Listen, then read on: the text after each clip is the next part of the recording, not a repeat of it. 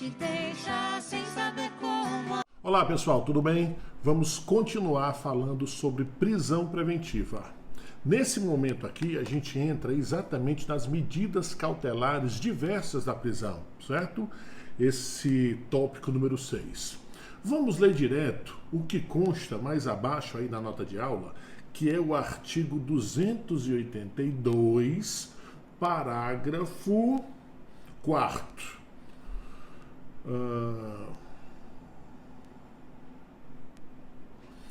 Preste atenção. No caso de descumprimento de qualquer das obrigações impostas, o juiz, mediante requerimento do MP, de seu assistente ou do querelante, poderá substituir a medida, impor outra em cumulação ou, em último caso, isso é muito importante, último caso, decretar a prisão preventiva nos termos do parágrafo único do artigo 312 deste Código.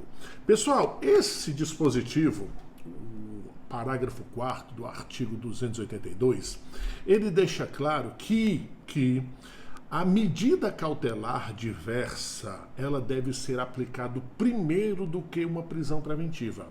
Não sei se vocês se lembram, mas quando a gente trata lá no artigo 310, o juiz, segundo o inciso 2º, diz o seguinte, na audiência de custódia, o juiz poderá relaxar o flagrante, poderá converter a prisão preventiva, se os motivos estiverem presentes, do 312, e se nenhuma das medidas cautelares diversas forem suficientes para o caso concreto.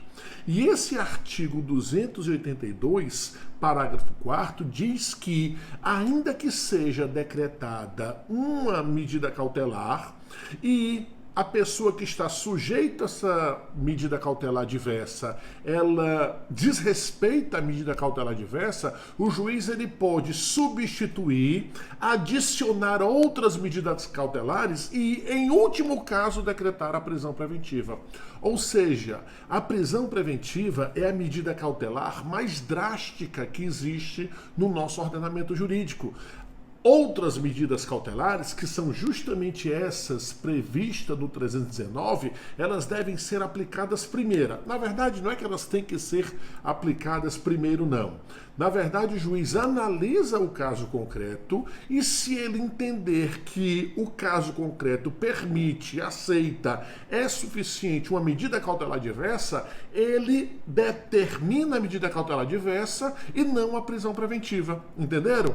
Portanto, é o seguinte, estão presentes os requisitos do artigo 312, tem os pressupostos, os dois pressupostos, prova da existência do crime e indício suficiente de autoria, tem? Beleza. Tem pelo menos um dos fundamentos, Garantia da ordem pública, econômica, conveniência da instituição criminal ou assegurar a aplicação da lei? Tem uma delas. Opa, tem motivo para preventiva? Tem. Mas primeiro vamos ver se é possível aplicar uma medida cautelar diversa.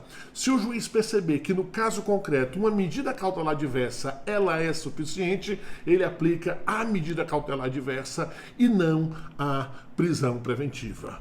Vamos ler aqui com vocês rapidamente quais são essas medidas cautelares diversas, 319 são medidas cautelares diversas da prisão.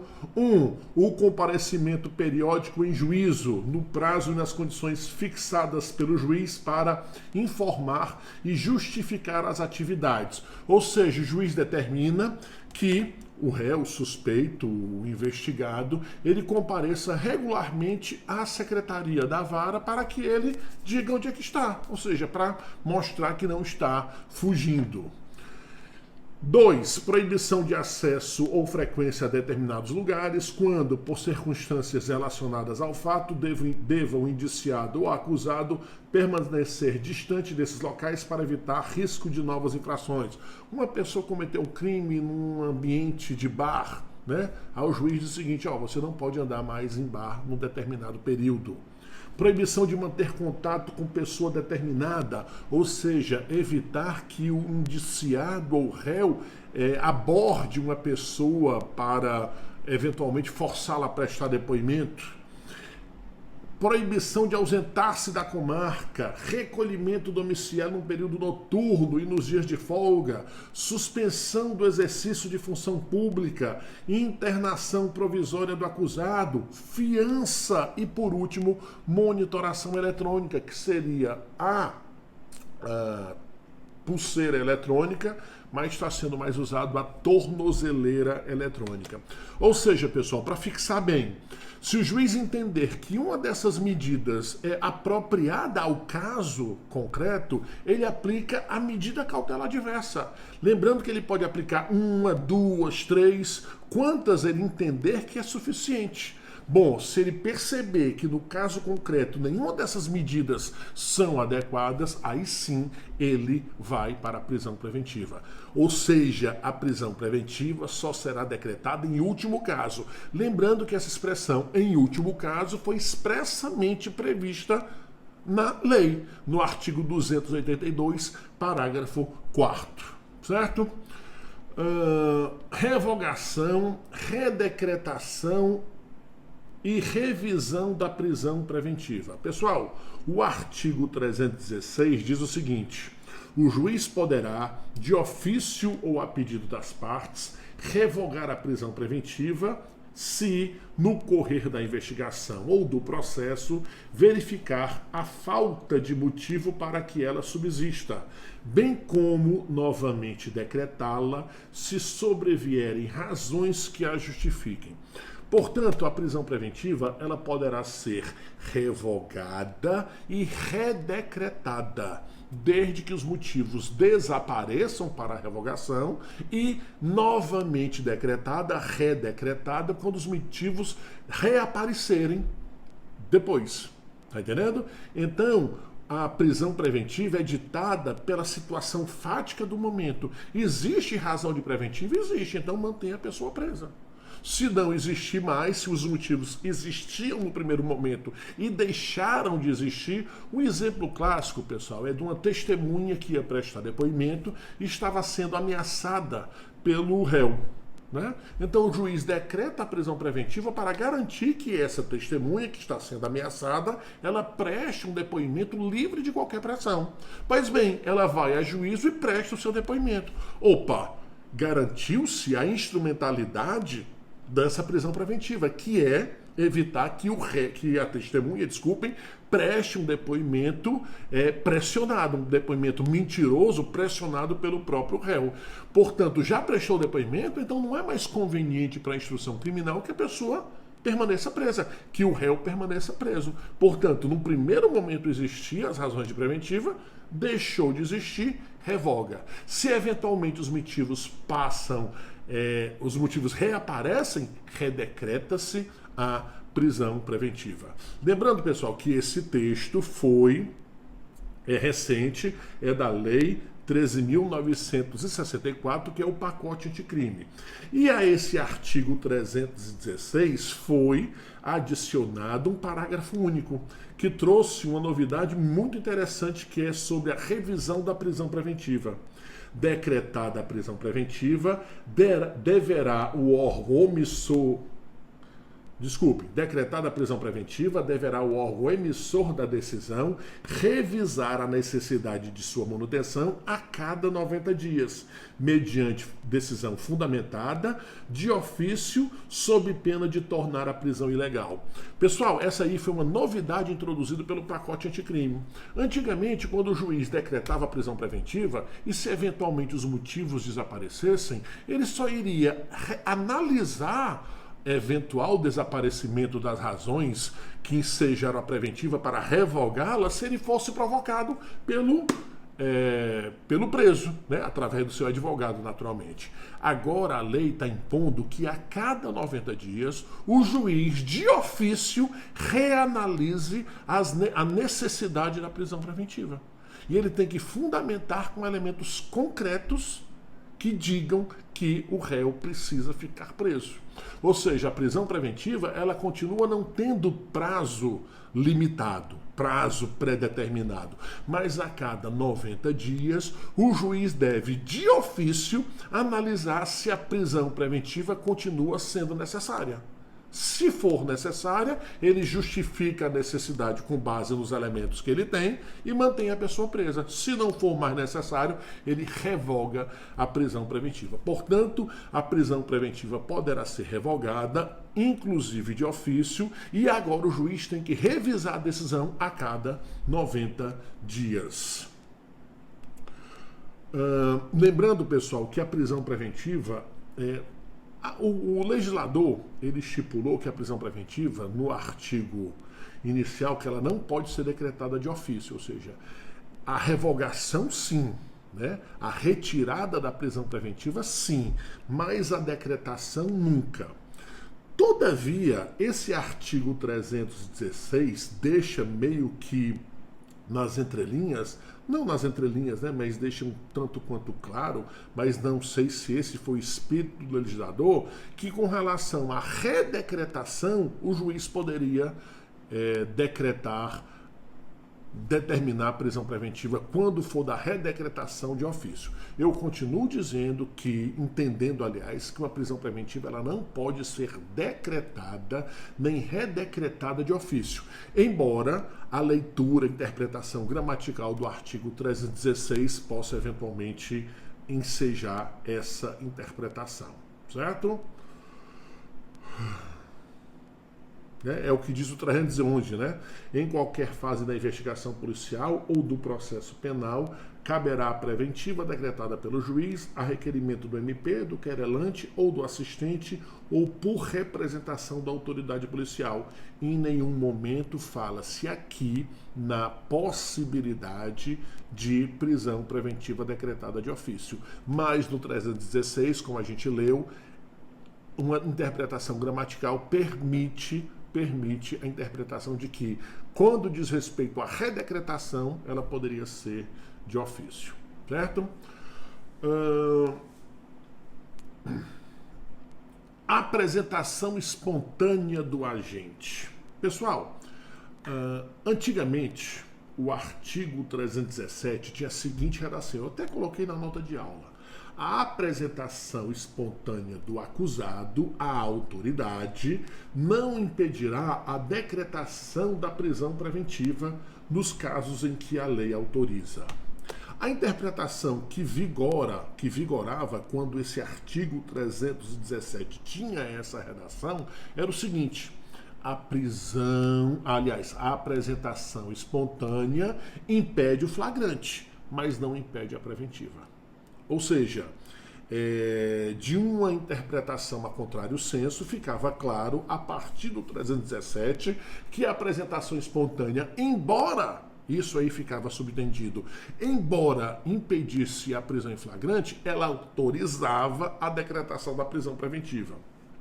Hoje em dia, esse artigo 317 tem redação absolutamente distinta dessa que eu acabei de ler aqui com vocês.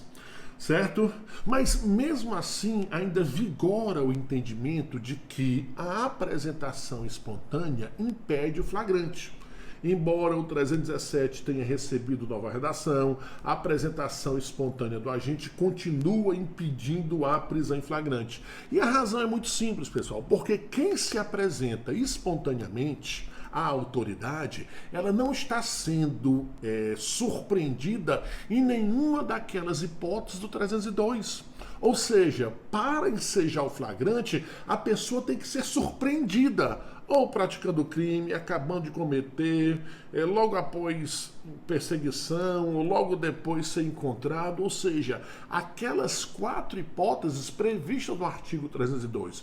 Portanto, aquele que se apresenta não está sendo surpreendido, não está sendo flagrado, por razões óbvias. Portanto, quem se apresenta espontaneamente continua não podendo ser alvo de uma prisão em flagrante. E, embora o artigo 317 não mais exista, continua também sendo possível a sua prisão preventiva, desde que os motivos do 312 estejam presentes e que nenhuma medida cautelar diversa da prisão seja conveniente, suficiente no caso concreto.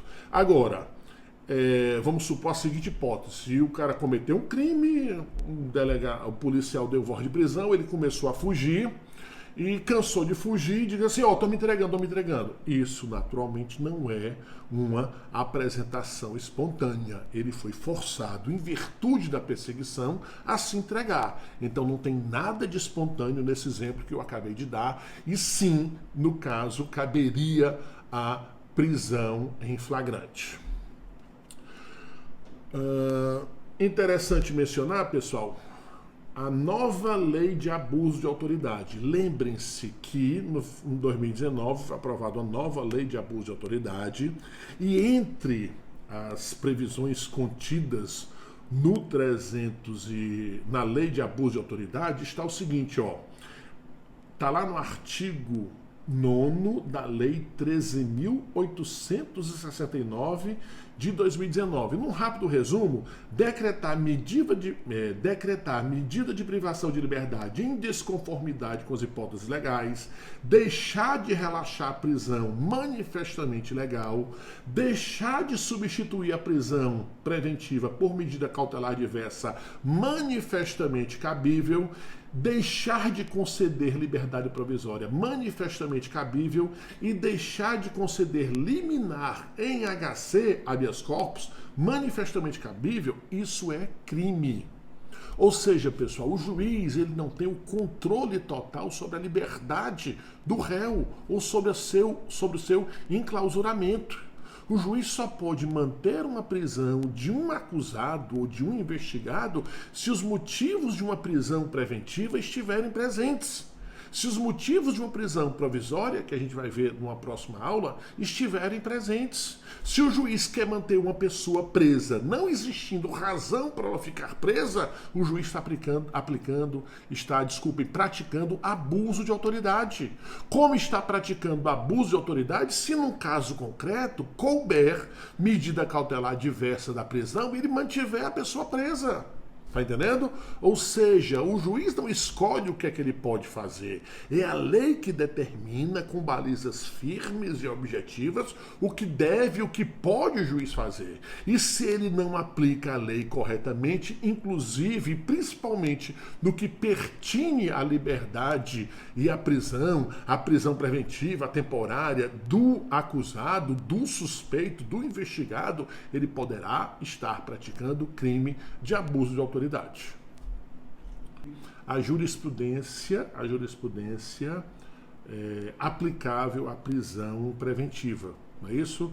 A gente vai ver os tribunais se pronunciando sobre quando cabe ou não cabe a prisão preventiva.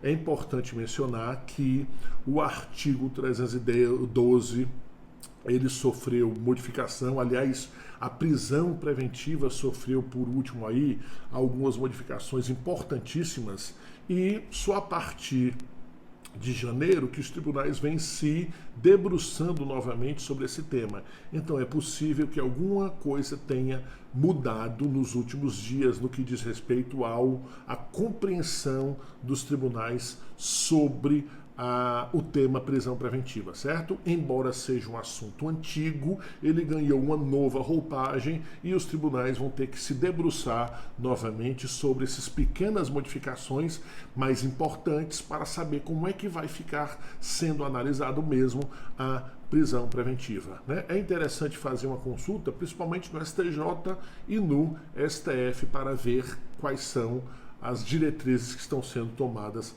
a partir de agora. Beleza? Então terminamos prisão preventiva e o nosso próximo encontro será sobre prisão temporária. Beleza? Até a próxima.